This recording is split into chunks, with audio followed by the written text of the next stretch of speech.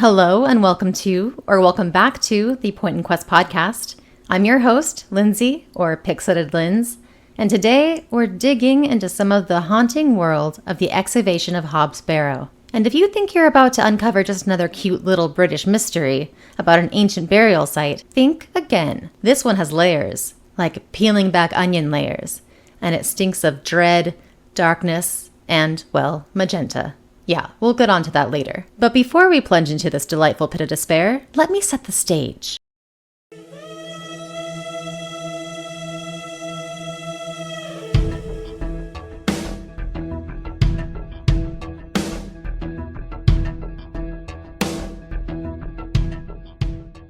Our protagonist, Thomasina Bateman, is an archaeologist, a woman after my own heart. As some of you know, I'm also an archaeologist. And let me tell you, real-life excavation is nowhere near as ominous as this game makes it seem. My digs very rarely end with unraveling a village's ancient and cursed secrets.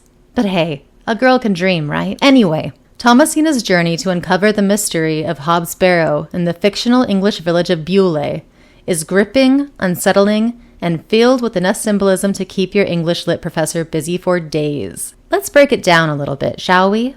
Folk horror, or why you should always listen to the creepy old person. First off, the Excavation of Hob's Barrow fits squarely into the folk horror genre. Now, what exactly is folk horror?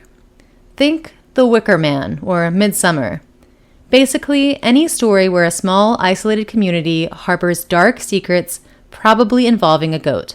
In this case, it's an ominous barrow and a cast of villagers who seem a little too comfortable with keeping secrets. One of the central tenets of folk horror is the idea that the past is never really dead. It's lurking, right beneath the surface, just waiting to swallow you whole. And in Barrow, that's not just metaphorical. Thomasina is warned from the get-go, hey, maybe don't dig up that ancient barrow. But does she listen? Of course not.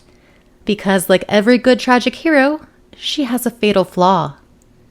Now, as I mentioned earlier, she's an archaeologist, so in theory, she should know better. But, like many Shakespearean protagonists, Thomasina is a bit too headstrong for her own good. Her pride, her belief that she can uncover the truth at any cost, leads her down a dark, irreversible path. If this sounds like it's something straight out of Shakespeare, it's because it is. The Excavation of Hob's Barrow is almost like a Shakespearean tragedy in slow motion. It even foreshadows a bit with the priest bringing up Shakespearean tragedies. Think about it. She's warned repeatedly, both by the villagers and through various ominous signs, but she's convinced she can outsmart the fates.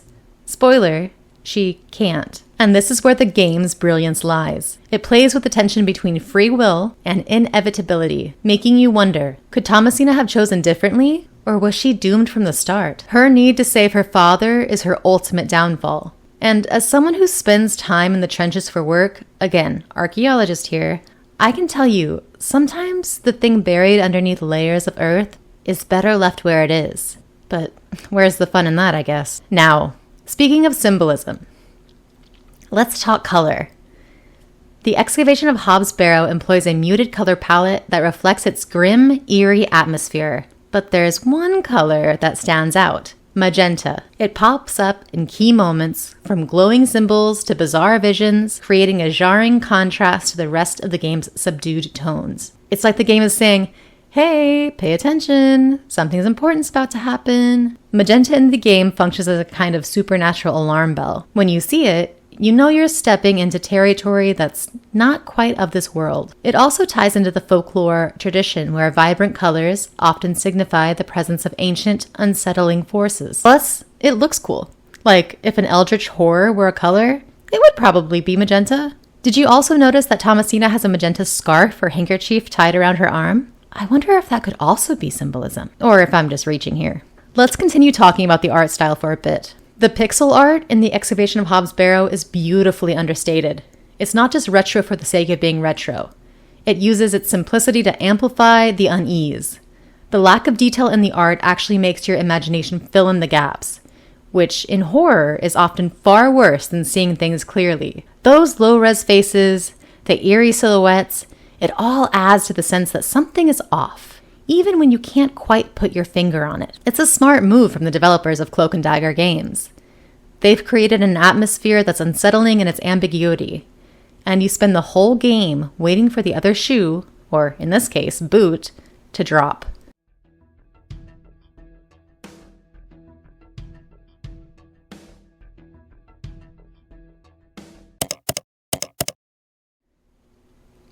Now it's time for click-worthy characters.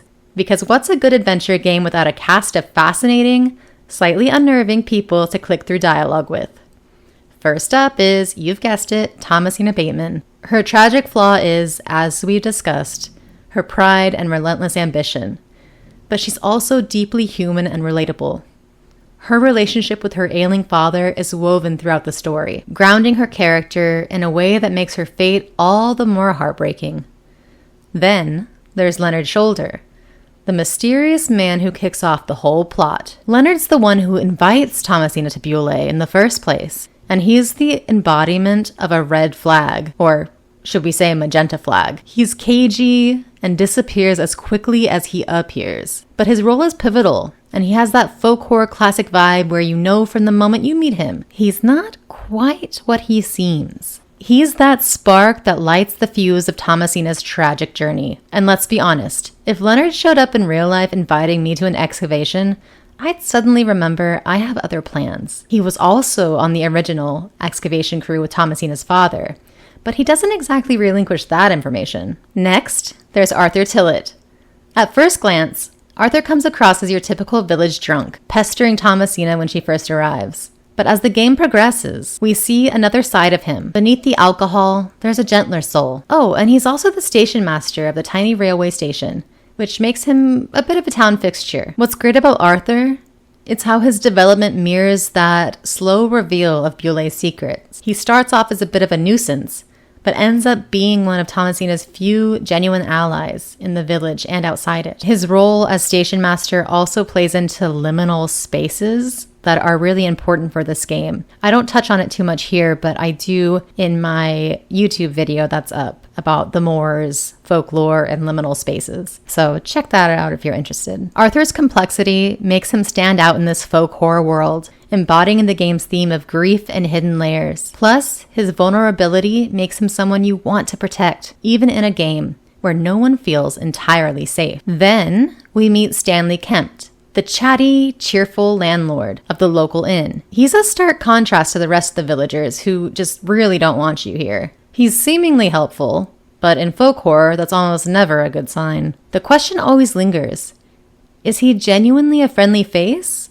Or is he part of the village's darker underbelly? You get the sense that Stanley knows when to smile and when to stay quiet, and his good-natured demeanor hides something of the village's unsettling truths. I still don't know if he's friend or foe.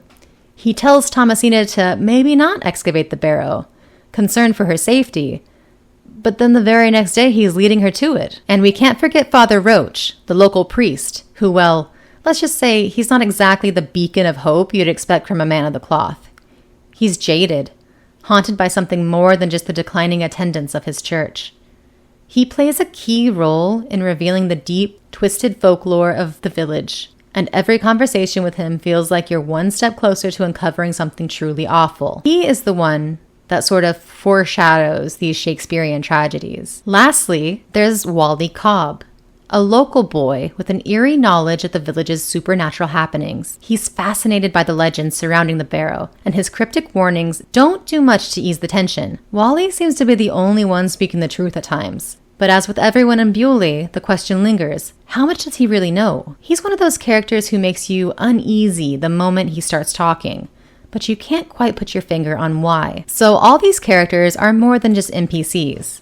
They're the key to unraveling the dark folk horror tapestry of the Excavation of Hob's Barrow. Each one embodies the game's themes of hidden truths, griefs, and the danger of digging too deep, both literally and metaphorically. Friendly faces can be foes, and those who want you to stop poking around in Beaulieu may actually have your best interests at heart. There are some more characters who I have not listed here who are pretty integral to the plot, but I figure I'll just leave them out and let you play the game yourselves. Puzzles and plot holes. Now let's talk about puzzles. If you're expecting overly convoluted, mind-bending puzzles, the Excavation of Hob's Barrow doesn't exactly deliver in that department, and that's a good thing. The puzzles here are more about reinforcing the game's atmosphere and narrative than tripping you up. They're logical, well-designed, and always in service of the story. But what's fascinating is the illusion of choice. At several points, you're presented with decisions that feel significant, especially through conversations. But in true Shakespearean fashion, it turns out your choices don't really matter. The train is heading toward disaster, and no matter what you do, it's not stopping. This illusion of choice works brilliantly within the folklore framework. It reinforces the idea that Thomasina, like us, is just a player in a much bigger game. Now, let's get on with the plot summary. If you're still with us and haven't played the game yet, please consider this your official spoiler warning. The Excavation of Hob's Barrow begins with Thomasina arriving in Beaulieu, invited by the elusive Leonard Shoulder to excavate an ancient barrow. What follows is a descent into mystery and madness as she uncovers the village's dark history, faces cryptic villagers, and wrestles with her own traumatic past. As Thomasina digs deeper, both literally and figuratively, she learns that the barrow is more than just an ancient burial site. It's a gateway, a focal point, a liminal space for something far older and far more sinister, though we never really get clarification on that. This old god that she conjures back up has a soft spot for cats, and that makes me believe that he's not all bad. The ending unveils a tragic cycle of grief and supernatural elements, with Thomasina confronting the consequences of her ambition. The haunting revelations force her to confront her past and the weight of her loss, ultimately leading to a powerful, bittersweet conclusion that leaves players reflecting on the nature of sacrifice and the cost of knowledge. Thomasina faces the culmination of her journey, which intertwines her personal grief with the village's dark history.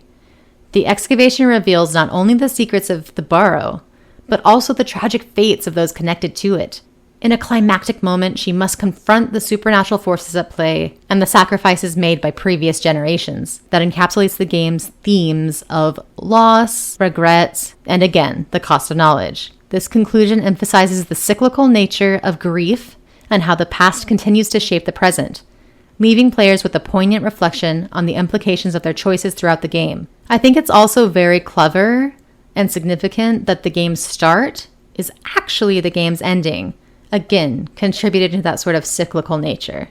Well, that's my brief overview of the Excavation of Hob's Barrow, and a great ending to our spooky season episodes, possibly. Thank you for joining me on this exploration of the Excavation of Hob's Barrow. It's been a thrilling dig into the depths of folklore, character complexity, and the beauty of immersive storytelling. Remember, whether you're unearthing an ancient mystery or navigating the twists and turns of your own life, curiosity is your greatest tool.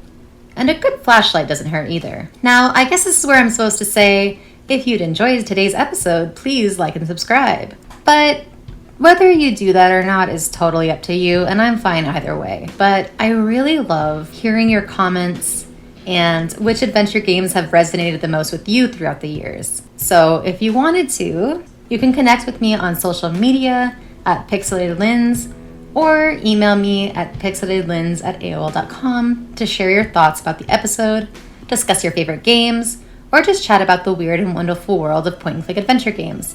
Also, recommendations always appreciated. Until next time, keep your shovels handy and your eyes peeled for the unexpected. Who knows what secrets are waiting to be unearthed? Stay curious and happy gaming.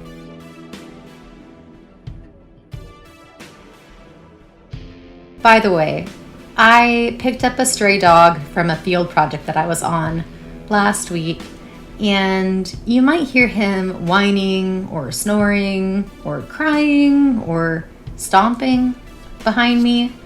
Yeah, he has major separation anxiety and doesn't like when I'm not staring directly at him.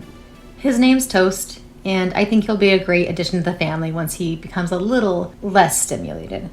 Sorry for the distraction. Thanks again. Bye.